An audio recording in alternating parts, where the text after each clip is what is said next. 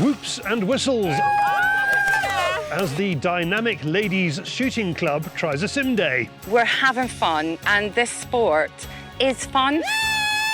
Hare control. With a heavy heart, Steve McGuigan goes out to clear these animals from a Cheshire farm. Poaching is rife and there's very little, unfortunately, that gets done about it. Terry Doe talks Wayne Martin through mounts for scopes in his Airgun Academy. Surely mounts are just mounts. No. Fields tester has Paul Dry-as-a-Bone Childerley showing off his Swazi wet weather gear. David brings you the news on the Fieldsports News Stump, and James offers up the latest hunting YouTube films in this week's Hunting YouTube from South Africa. Welcome to Fieldsports Britain.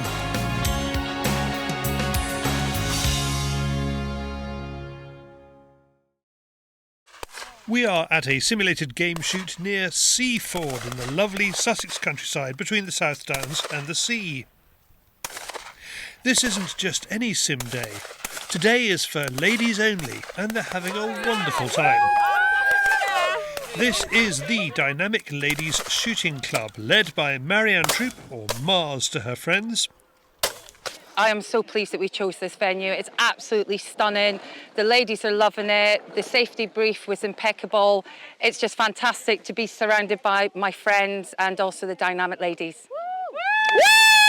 Woo! And apparently it's the most fun you can have with your clothes on. I say nothing. The event is organised by England and GB clay shooter Will Fenner and his family. He's finding that the ladies are a bit different from his regular clients. Yeah, it's slightly different having them today. It's a bit more cameras and a bit more pictures being taken than what we normally do. There's a bit more shouting and hollering going on and a bit of mickey taking, but yeah, no, it's good. It's all part of the day. And I tell you, they can shoot a little bit as well. They can shoot a bit. Oh yeah, they love it. I think there's quite a few sort of people who haven't done it before, but they've got into it, and I've been pleasantly surprised with the standard of the shooting. You know, so it's been pretty good down there, and they all seem to enjoy it. That's the main thing. But yeah, basically started up sort of doing a few sim days last year, and then this year we've really pushed it. 8 months of the year we've got pheasants in and then shoot days right through winter, but sort of the summer months we fill out, we do a few sim days. We also do some sort of corporate days down the bottom.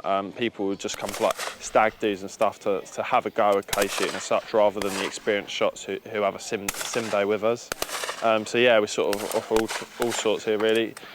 I mean, with the cost of pheasant shooting and stuff now, it's a cheaper alternative to still have your sort of day out and your driven game shooting. Obviously, you're sort of fed and watered throughout the day, so it's a whole day thing. But yeah, there seems to be popping up everywhere now. People seem to love them. There's certainly a market for it. So yeah. Mars came up with the idea for a ladies' shooting group during lockdown in 2020. I was homeschooling 4 teenage boys, and I thought there's got to be something out there for ladies that they can get into the sport, because lockdown was mentally really quite tough for a lot of people, and shooting's been a massive passion. You know, I've been shooting since the age of 8 from the Scottish Highlands, and I wanted to sort of change the way that people thought about shooting. And a lot of ladies would say, I would love to try it, but there's just men, or I'd love to try it, but I would never be good at it. So I kind of wanted to offer a sort of pathway into the sport where they feel more comfortable. It's not a feminist, sexist club at all, because I've got to be very, very thankful to a lot of males that have really helped me throughout the sport. But it was really important to offer a pathway where they felt comfortable, and we're all very like-minded women. And, you know, some people might say, oh, that's a bit loud and a bit, you know, noisy. But actually, we're having fun, and this sport is fun, and it's a dying out sport. We need to bring that life back into the sport. And as long as everything is absolutely top notch for safety, because safety is paramount, then the fun can happen, and it does happen with us. Sky Maddox is one of Mars's pupils who's having her first go at sim game today. Well done! Yes, we definitely have fun. I think that's a big key, you know. We don't take ourselves too serious. And that's what life's about, you know, is we're here to, well, literally let your hair down and just all have a laugh, but as well being safe at the same time. Yours, up. Okay, you're just to the left of that. I run quite a stressful, ahead. well, it shouldn't be stressful, it's a gardening Okay. business, Right, but all I have you're quite a lot of doing is employees. stopping the gun. So my head is always, you know, running wild 24/7. And I find every time I'm out there shooting, all you have to think about is the health and safety and concentrating, and you can just lose yourself, and it does definitely de-stress me. I still think we've got a long way to go, because when I've been down at South Downs and I've got out the car and there's quite a few guys, I feel you still get the looks of, oh, is a woman holding a gun. But I'm confident, you know, Mars is out with a mission to change that. And yeah, give it a few more years and I'm sure equality will come in. Yes! What a shot! Another newcomer to Sim Game is the youngest member of the group, Monroe. She is a little superstar. She's shooting with a 28 gauge and she holds her own. I get quite emotional when I see her shoot because it reminds me of me when I was that age in the sport. She has incredible support behind her. Her mum Carrie and her dad Scott are incredibly supportive, and she loves it, and you can tell she absolutely loves shooting.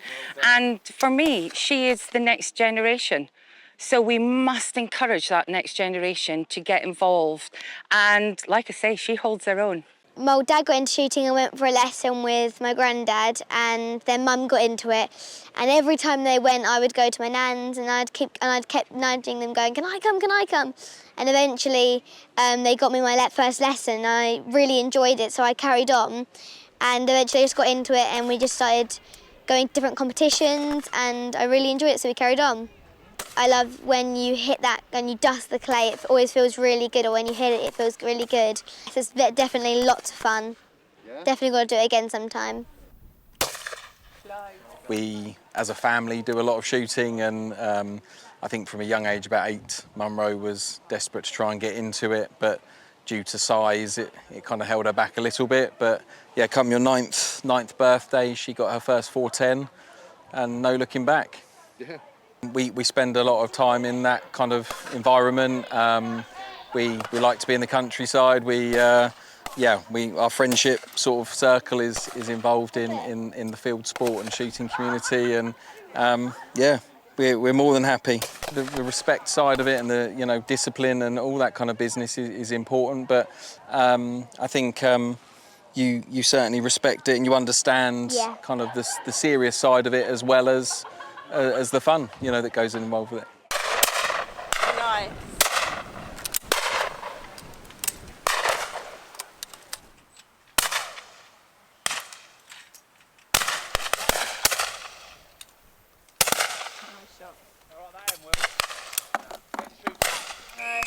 Oh, perfect timing. Say well.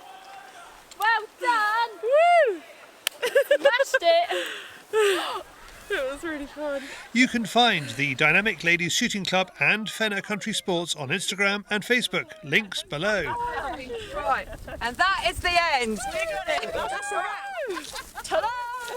Thank you all who took part in that. Let us know in the comments below if you have any days planned for your group, whether they are women, men, or even Somali pirates. The world of field sports knows no barriers. Now, what's in this week's Field Sports Extra? A knife sharpening expert, a young member of the gun and allied trades, and hunting baronet Sir Johnny Scott. Hunting has been protecting shooting for the last 2 decades. Our prize this week is massive and useful. It's a defibrillator for your shoot, priced at £1,451. Become a Field Sports member and watch Field Sports Extra to find out how to enter our free competition to win it. Link below. Now, just as shocking, it's David on the Field Sports channel, News Stump.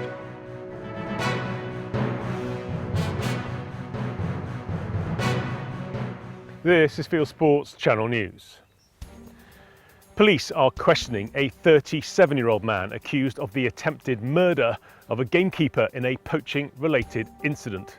The keeper from Hampshire is currently in hospital after suffering serious leg injuries amid reports he was run over by a group of poachers attempting to take pheasants from the famous Lincoln Holt estate near Andover.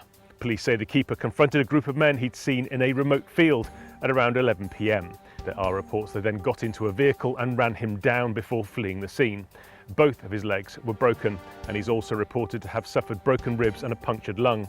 Police are appealing for witnesses and information to help further their inquiries. The incident has led to pleas for new laws to help protect people living and working in the countryside. Rural workers shouldn't have to come under threats, violent behaviour, whilst just doing their normal job. This is something that's been going on for too long and has now culminated in a keeper being really badly hurt. We're going to be calling for tougher laws on poaching crimes to deter people from going out in the first place, and calling on the police to actually police the people that are committing these offences. Countryside groups have accused the RSPB of cooking the books after a news report aired on Channel 4 about raptor persecution. The film claimed that over the past 15 years, 1,344 birds of prey have been killed. Most of them, says the report, on land that's managed for game bird shooting. BASC says it condemns all illegal activity in relation to wildlife crime, and it's concerned about where the figures used in the TV show come from. Their fears are backed by evidence from both the police and conservation groups, which show the RSPB's numbers just don't add up.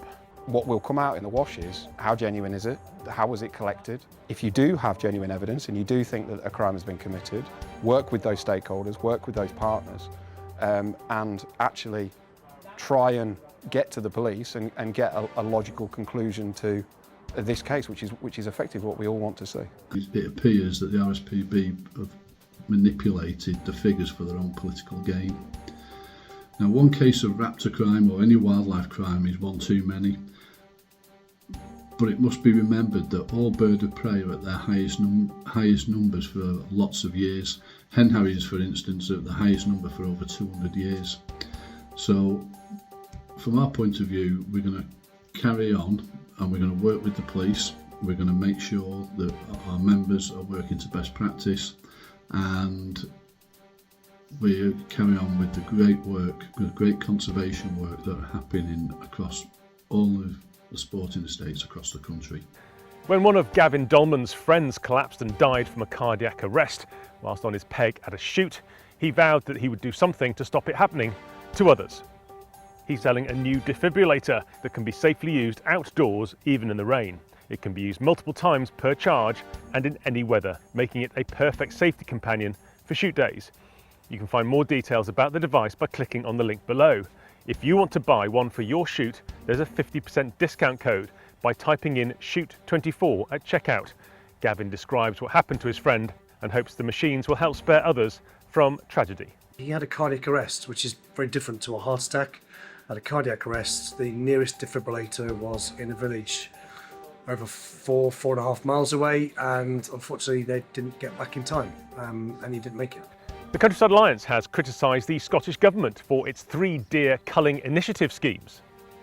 The government has pledged around £100,000 to Scottish stalkers in order to speed up the cull of Scotland's deer herds, with £70 per female and £35 for a juvenile deer. Instead, the Countryside Alliance says the money should be spent taking venison into the mainstream as a food source.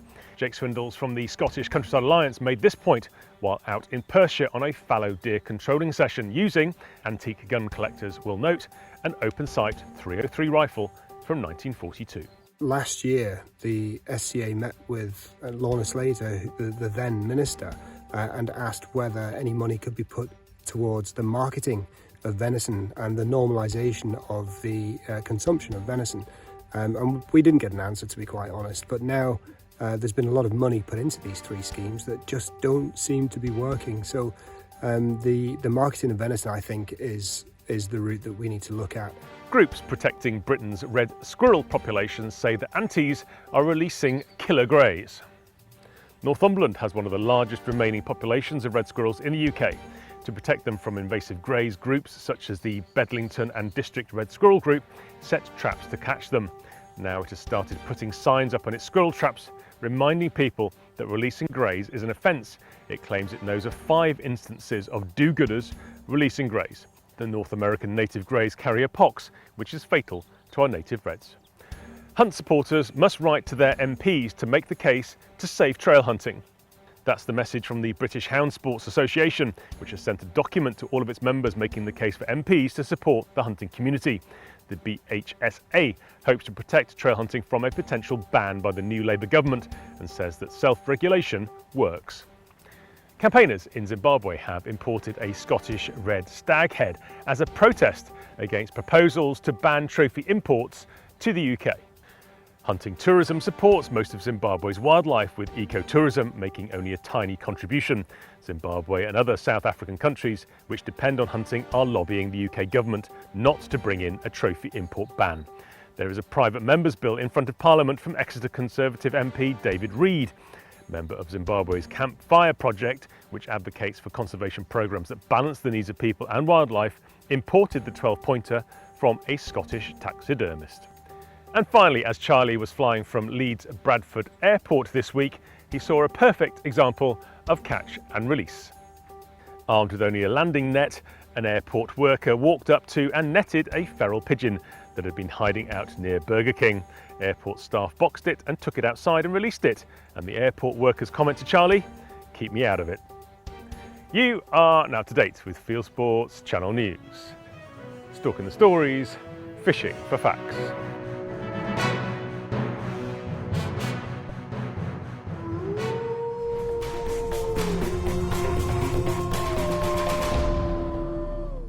Thank you, David. And David says to me all the way from the UK, please can you like this video and subscribe to Fieldsports Channel. Now, a word from Sacco.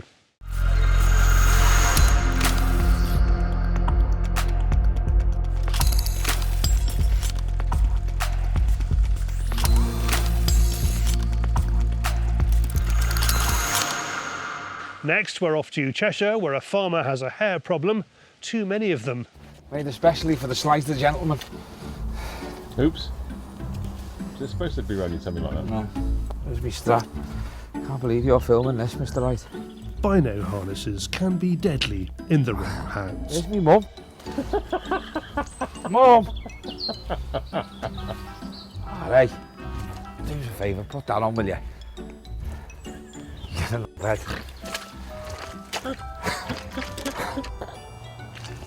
Once Steve has regained his composure, he explains what we're up to this evening. Well, tonight we are on a farm locally to me here in Cheshire. We're out on fox control around some pheasant pens, but mainly, unfortunately, we're here to shoot some, or control some, manage some hares, because not only have they been damaging crops, the farmer who owns this land, who's brought me in, has, unfortunately, he's had a lot of problem with poachers. People driving the land, running the dogs, destroying gateways, leaving carcasses about, and so the only way to deal with it is to unfortunately thin down the hare population. You hear this a lot. It's a dilemma, isn't it? Because there's a real love of hares, actually. Hares are a real majestic, beautiful animal. You know, they're not only lovely to watch, they taste bloody lovely. And farmers, unfortunately, are left with no alternative. We have a strange relationship with hares. Even though they're not native to the UK, we're fond of them, and many choose not to shoot them. So what's like the Alpex? This is the standard Alpex, yeah.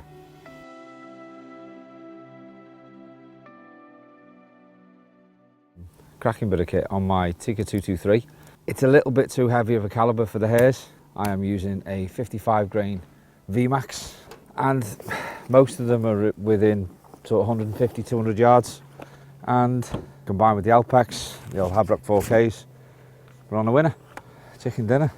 This farm in particular, and a lot of the land around here, is surrounded by a major A road with easy access, and it gives people access to the fields, it gives people access to, you know, the quarry that's on the fields, and the poaching is rife, and there's very little, unfortunately, that gets done about it.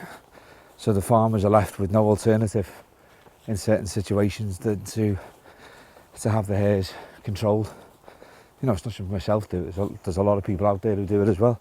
But the one saving grace is that everything that we harvest off here, hare-wise, goes back into the food chain. It's about 150. don't get much closer than that, to be fair. They're dead skittish because they get hammered so much with dogs and things like that. Unfortunately, they're away on their toes, quite sharpish.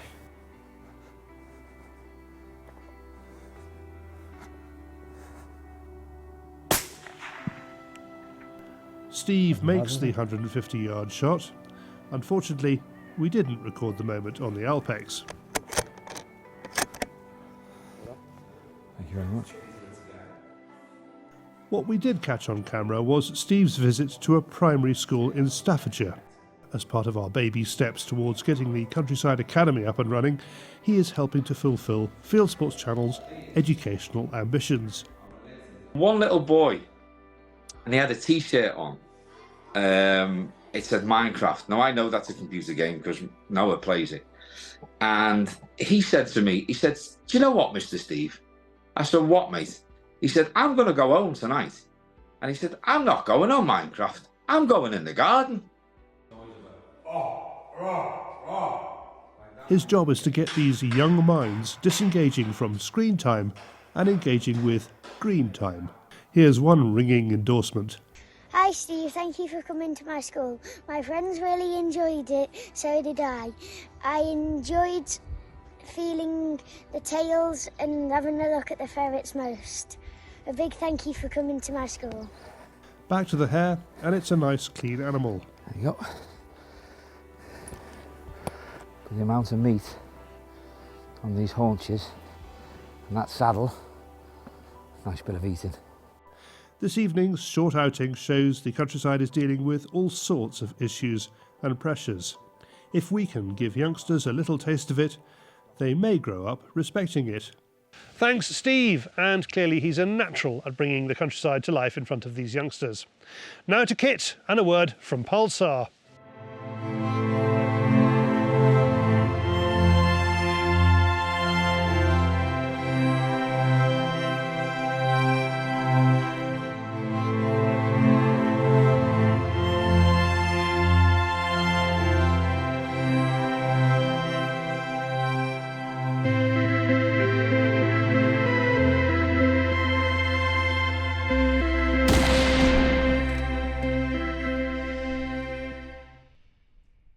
From night vision to scope mounts, and Wayne Martin wants to know what to choose for his air rifle.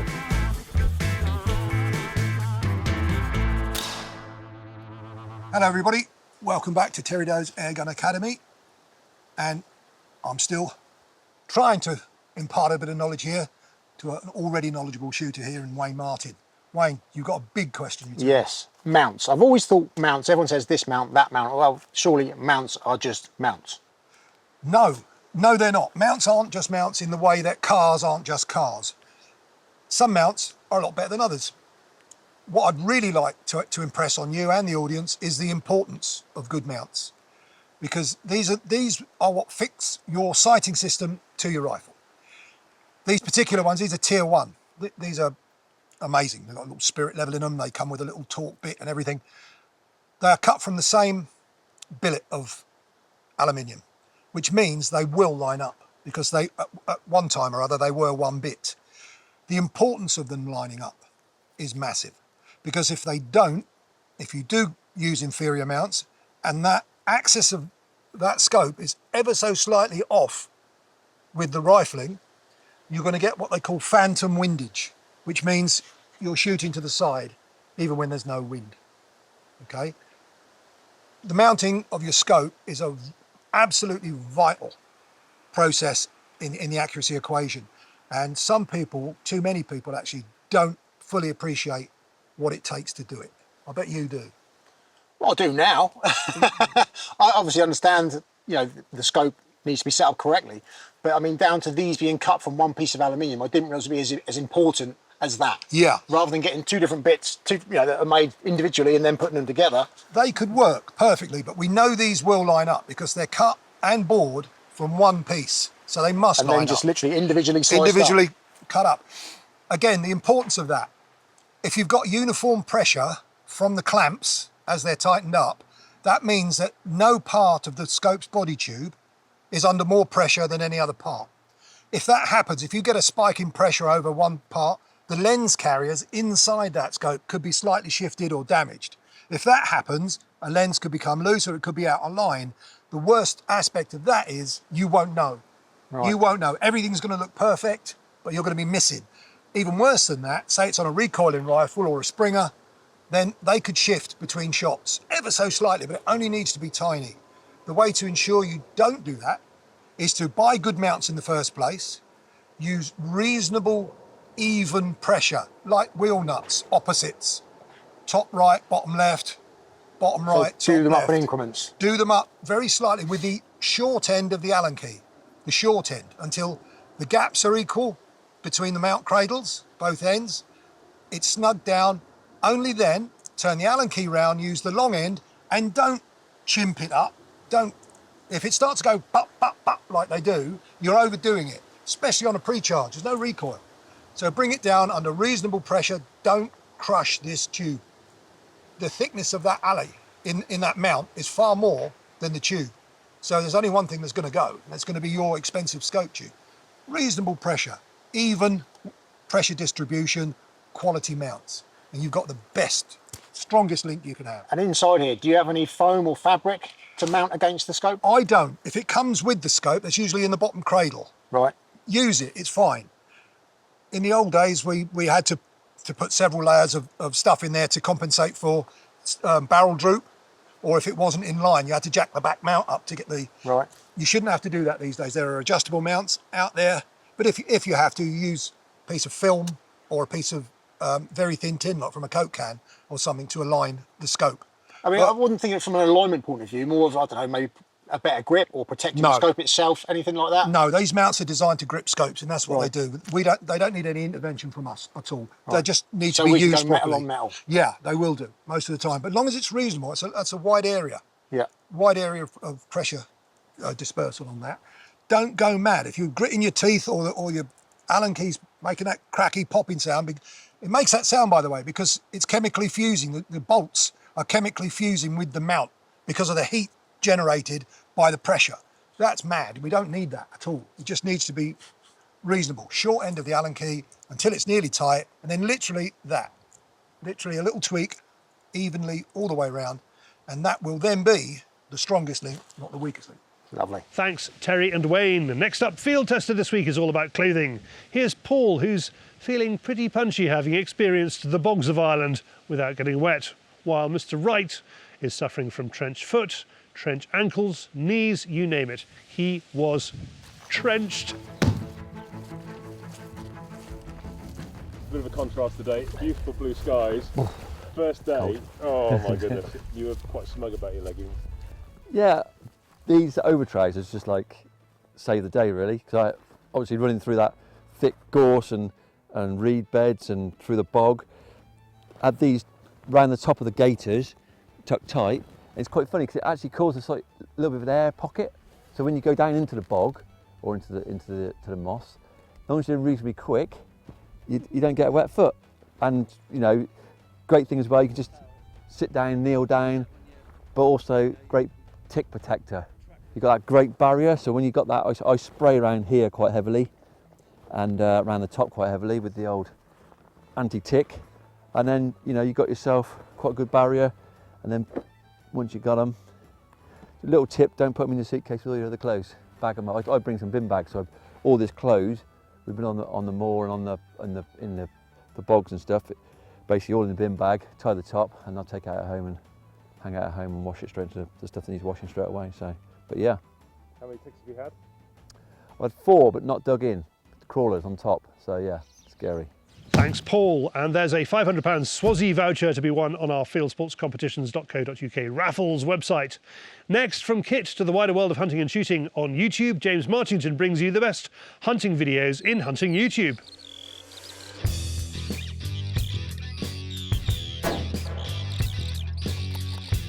This is Hunting YouTube, which aims to show the latest and best hunting and shooting videos that YouTube has to offer. Here's what I picked for you this week. First, a couple of films from the UK about stalking in the rut. Peter Jones from County Deer Stalking is in the Scottish Highlands with one of his club members after a red stag. Then he travels the length of the country to stalk sika near the Dorset coast. Next, James, the cigar-smoking hunter, is out again with his dad on the Isle of Arran, working hard to get a shot on a malformed red stag, followed by a long drag through heather and trees. Across the pond, Guy Eastman takes two of his channel's prize winners stalking mule deer on the plains of Montana. There's a lot of spotting, walking and belly crawling, but persistence pays off and they both get their buck. Staying in the States, Steve from Airgun Evolution is driving past one of his permissions when he spots loads of rabbits. What follows is an action-packed session with 10 rabbits accounted for, with each shot explained as he runs through the scope footage. Oddly, the video carries a disclaimer about containing AI-generated images, although I must admit I'm struggling to spot anything fake in there. Back to the UK for some fast fox action with Dave of Predator Protection UK. There's one coming in before he's even out of the truck. Another pops up next to his steel fox target, and later on one comes racing into his call, making his tally 95 so far this year. Next, Ron Spomer is testing a brand new rimfire cartridge, the 21 Sharp from Winchester, which promises to offer better accuracy and performance than the trusty 22 LR, and can handle lead-free bullets too. Another kit review, this one from Sarah Miles, who's been trying out the Knockpix Ace H50R thermal scope. She does a thorough job of running through the features and settings and explains the challenges of filming fox shooting in the dark.